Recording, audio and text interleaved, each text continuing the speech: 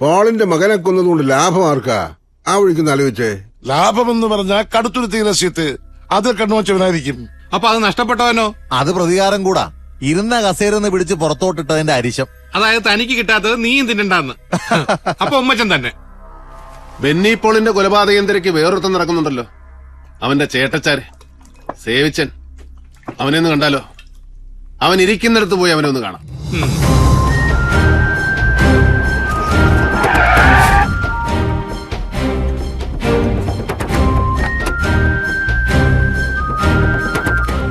ഒടേ തമ്പുരാന്റെ ഓരോരോ മറിമായങ്ങളെ. എന്റെ പിള്ളേരെ മീൻ മാർക്കറ്റിലിട്ട് നീ തല്ലിയന് നിനക്കൊരു മറുപടി തരല്ലോ എന്ന് ആലോചിച്ചോണ്ടിരിക്കുകയായിരുന്നു. അപ്പോഴാ നീ ഇവിടെ. പുലിമടയെ കയറി വെട്ടാൻ മാത്രം ചങ്കുറപ്പുണ്ടോടെ ഇവിടെ നിനക്ക്? ജോസെ ഗേറ്റ് അടയ്ക്കടാ.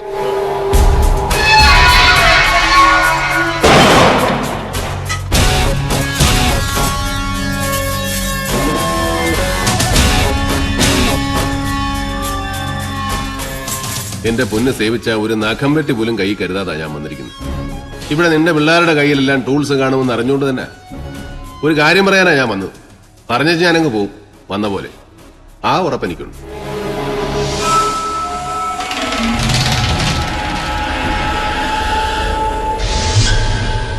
എടാ മോനെ, നിന്റെ അനിയൻ ചെറുക്കനെ ആര് തട്ടി അതറിയേണ്ടത് എന്റെ നിന്റെ ആവശ്യമാണ്. എനിക്ക് ആ പെങ്കൊച്ചിനെ രക്ഷിക്കണം. നിനക്കാണെ നിന്റെ കലി തീർക്കുകയും ചെയ്യും. ഒന്നിൽ ആ പണി നടത്തിയത്, അല്ലെങ്കിൽ ആര് പണിഞ്ഞു എന്ന് അറിയാവുന്ന ഒരുത്തൻ ഇപ്പോഴും കളത്തിന് വെളിയിലുണ്ട്. അതാരാ? ഉമ്മച്ചൻ. അവനോ? നീ പറയുന്ന നേരാന്നോ? അവന്റെ പണ്ടം തോണ്ടി ഞാൻ വെളിയിലിടും. അവനെ ഞാനൊന്ന് കാണാൻ തീരുമാനിച്ചു. അവന്റെ വായിന്ന് സത്യം പുറത്തു വരുമ്പോ നീ കൂടെ ഉണ്ടാവണമെന്ന് തോന്നി. എന്താ? ഞാൻ റെഡി. കേറ്.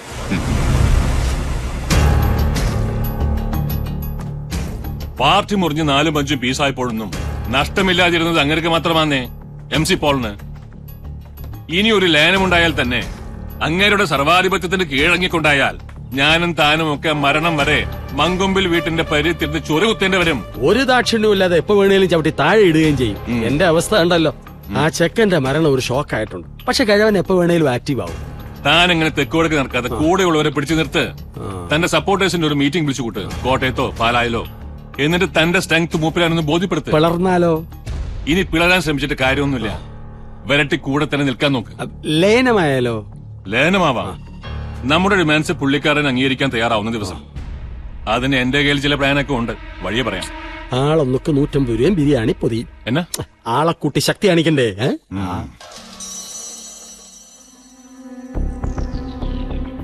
ഉമ്മച്ചന്റെ വണ്ടി ഇപ്പൊ വെളിയിലോട്ട് വരും. അയാൾക്ക് എന്നെ തമ്പാന്റെ വീട്ടിക്കാര്യം. എടാ, മലങ്കര കോൺഗ്രസിന്റെ രാഷ്ട്രീയ കാര്യങ്ങളിൽ നീ ഇപ്പോഴും ശിശുവാ.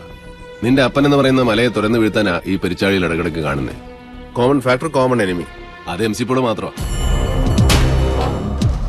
ഉമ്മച്ചൻ ഇറങ്ങി.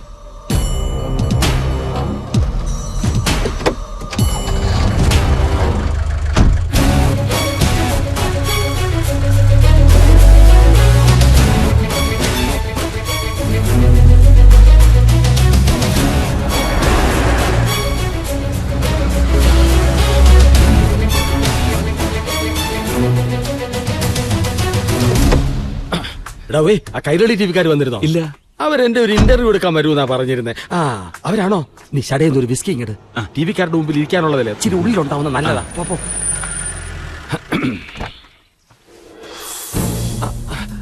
ഇതെന്നെ ഇത് സേവിച്ചനോ? ഡേവിഡല്ലയോ അത്? എന്നതാ വിശേഷം? സേവിച്ച മോനെ, താനാണോ ബെന്നിച്ചിനെ കൊന്നത്? താനല്ലെങ്കിൽ പിന്നെ ആരാണോ? എനിക്കറിയാമല്ല. അതിപ്പോ പോലീസ് പിടിച്ച പെങ്കൊച്ചോ? തനിക്ക് ഉറപ്പാന്നോ? എന്നല്ലേ പോലീസ് പറയുന്നേ? അതുകളാ. തനിക്ക് എന്തോ അറിയാം, അത് പറ. എനിക്കൊന്നും അറിയാമേല. തനിക്കൊന്നും അറിയാൻ മേലെ. എന്റെ കർത്താവേ, തല്ലി കൊല്ലുവാണോ? MLA സ്ഥാനം പോയിട്ട് ദേഷ്യം തീർത്താലോ? ഇല്ലേ, MLA സ്ഥാനം തന്നതും പോൾ സാറ്, തിരിച്ചെടുത്തതും പോൾ സാറ്.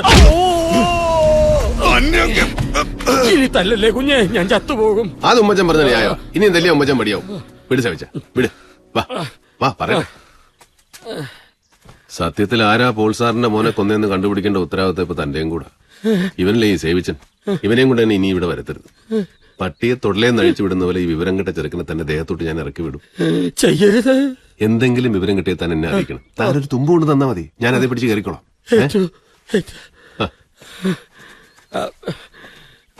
കണ്ണട ബിസ്ക്കറ്റ്.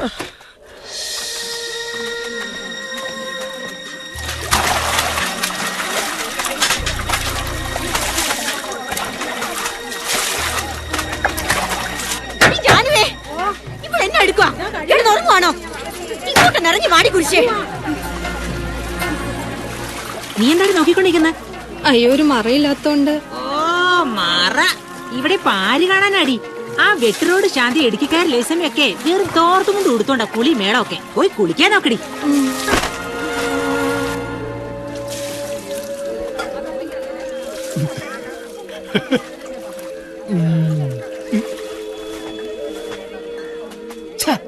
ഇവളുമാര് നേരെ ചൊവ്വയൊന്ന് കാണിക്കുകയില്ലാന്ന് വെച്ചാ എന്നാ ചെയ്യാനാ?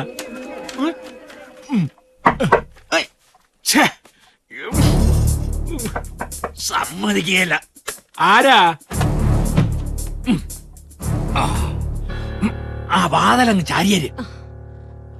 അലക്കലിന്റെ അവിടെ വഴുതി വീണ് തല കല്ലേലടിച്ച് ചത്തന്നേ വരാവൂ. സടയെന്നങ്ങ് പണി തീർത്തോണം. രൂപ 50,000 വെച്ച് രണ്ടെണ്ണത്തിന്റെയും വീട്ടിലങ്ങ് എത്തും. എന്നാ 50,000?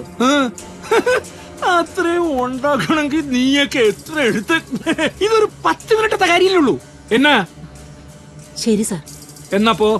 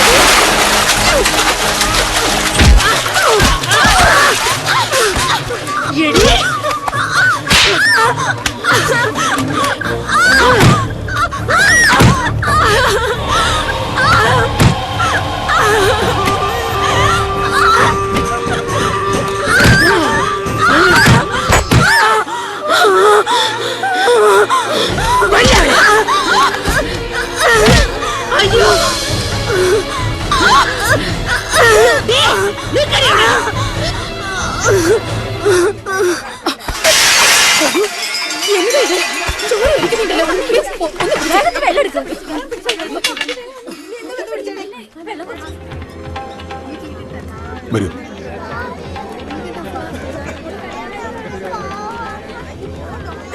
ഇതില്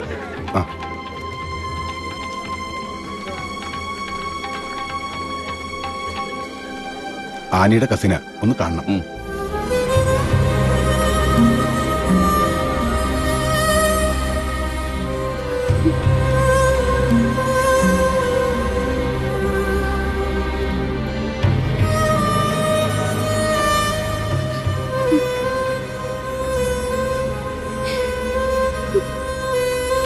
ഹലോ ഡേവിഡ്.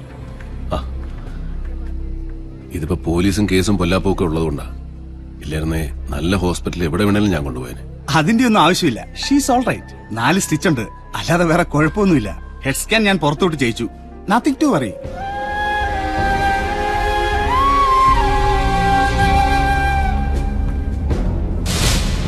സാറേ, ആ വരുന്ന ചന്ദ്രൻപിള്ള സ്ത്രീകളുടെ ജയിലിന്റെ സബ് ജയിലറാ.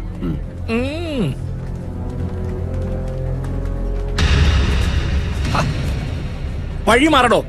ചന്ദ്രൻപിള്ള, ഞാൻ ഡേവിഡാ. ഏത് ഡേവിഡ്? ആനി, ആ തലപൊട്ടി കുത്തിക്കെട്ടി കിടക്കുന്ന പെണ്ണിന്റെ വകയിലൊരാങ്ങളെ. എന്നതാ ഉണ്ടായേ? ചുമ്മാ ചളിക്ക് താഴെ വീണതാന്നോ അല്ലെ ആരെങ്കിലും തള്ളി താഴെയിട്ടതാന്നോ? ഒന്ന് പറഞ്ഞേ, അറിയാനാ. ഓ, അത് പിന്നെ സ്ഥിരമല്ലയോ? അത് കാണാൻ വർക്കത്തുള്ള കൊച്ചല്ലയോ? അവളുമാര് മറ്റതാ. ആ ഉദ്ദേശത്തിൽ കയറി കൊച്ചിനെ വളഞ്ഞതാ. അത് സമ്മതിച്ചു കാണുകയില്ല. ആ കശപശയിലാ താഴെ വീണ് തല പൊളിഞ്ഞത്. അത് ഇങ്ങനെ ഡീറ്റെയിൽ ആയിട്ട് റിപ്പോർട്ട് ചെയ്യാൻ നോക്കൂ. പിന്നെ അതിന്റെ എക്സ്പ്ലനേഷൻസ്. അതുകൊണ്ടാ ചളിക്ക് വീണെന്ന് പറഞ്ഞ അങ്ങ് തീർത്തത്. ഈ ടി വിക്കാരെ കൊണ്ട് വലിയ ശല്യമാന്നേ. അവന്മാര് ക്യാമറയും പൊക്കി പിടിച്ചോണ്ട് വന്ന ഞാൻ പോട്ടോ ബ്രദറെ.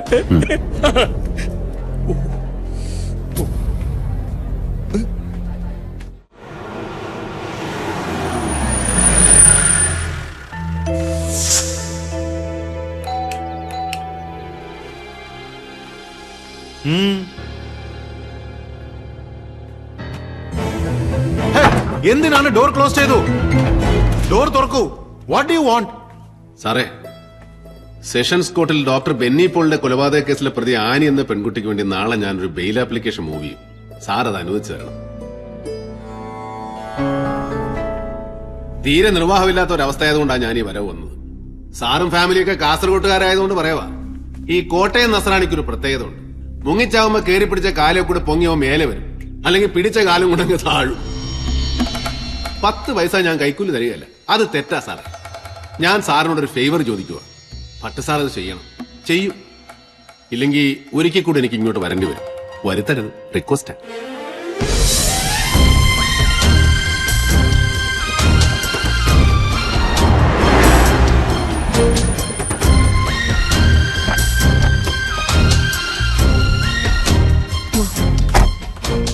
നിന്റെ അമ്മച്ചി കണകുണാന്ന് പറയും. അത് ഞാൻ മാനേജ് ചെയ്യാം. ഇയാൾ പോക്കോ. ധൈര്യമായിട്ട് അകത്തോട്ട് ചെല്ല്. നിന്റെ അപ്പച്ചന്റെ വീടാ. നിന്റെ ജീവൻ ആരോ വില പറഞ്ഞിട്ടുണ്ട്. അതുകൊണ്ട് നിന്നെ സേഫ് ആയിട്ടുള്ള സ്ഥലത്ത് താമസിപ്പിച്ചേ പറ്റൂ.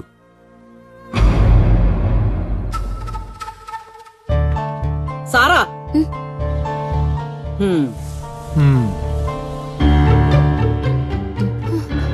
മമ്മി, ആനി കുറച്ചുനാൾ ഇവിടെ കാണും.